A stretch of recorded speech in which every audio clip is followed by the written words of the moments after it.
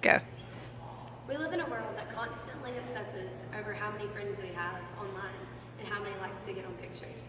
We relentlessly crave the attention and approval from others, rather than trying to be content with the way we are.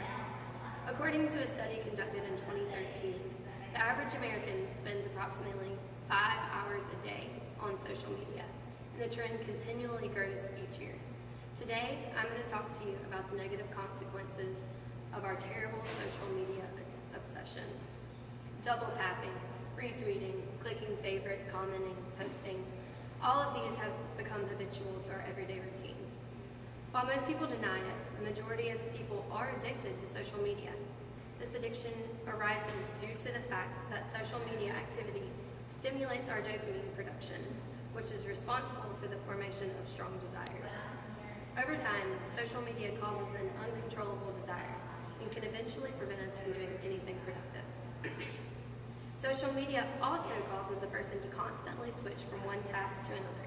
For example, 1 second you may be reading comments, then you may be watching some sort of video, and then you get bored with both of those, so you decide to create a new post.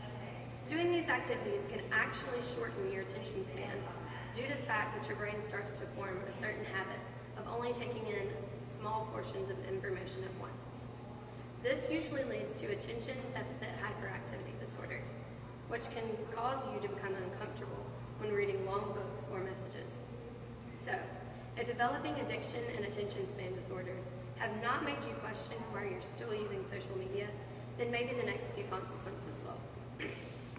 Now I want you to close your eyes and use your imagination for a second.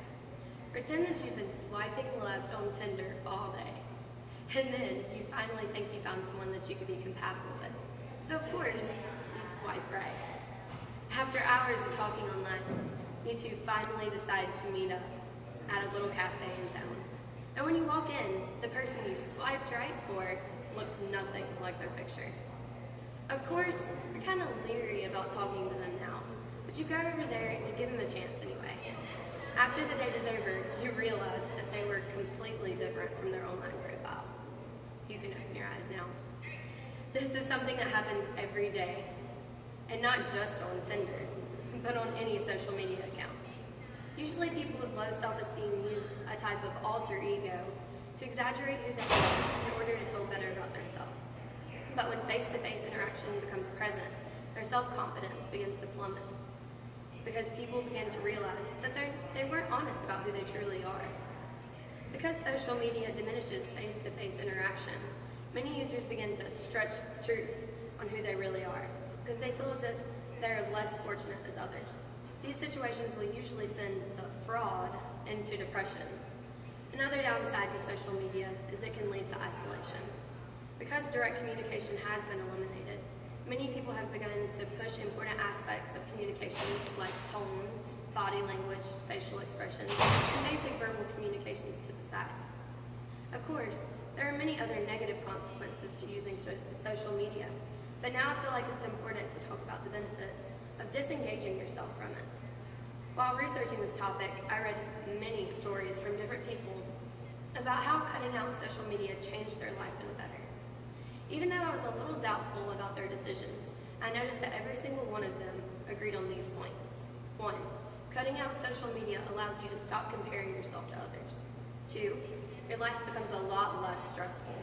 And 3. You can develop better relationships with people around you. Nearly 2 years ago, I went on my first cruise with my best friend. I was super excited about going, but then again, I was sort of skeptical about it because I knew I'd be unable to use social media. After going without my phone for that week, I was astonished at how much more I began to notice the world around me. That week, I was able to interact with others easier, be a more sociable person, and really enjoy my trip to the fullest extent. As I thought back to everything I researched, I realized that everything that people said was right. That week, I felt like a much happier person and felt no need to engage in social media. After hearing all this, I hope you've taken into consideration the negative effects of social media. Whether you plan to cut out social media cold turkey or just plan on cutting back, there are a few steps you can take to help overcome this dangerous habit.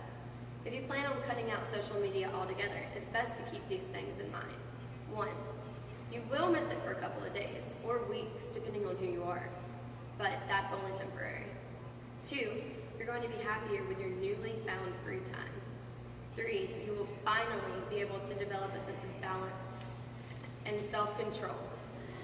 Now, if you're not quite ready to quit social media but you want to cut back, the best thing to do is try and schedule your usage.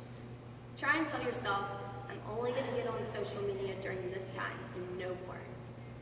It's definitely going to be a difficult thing to do, but trust me, in the long run, it will make your life so much better. Thank you. It's true.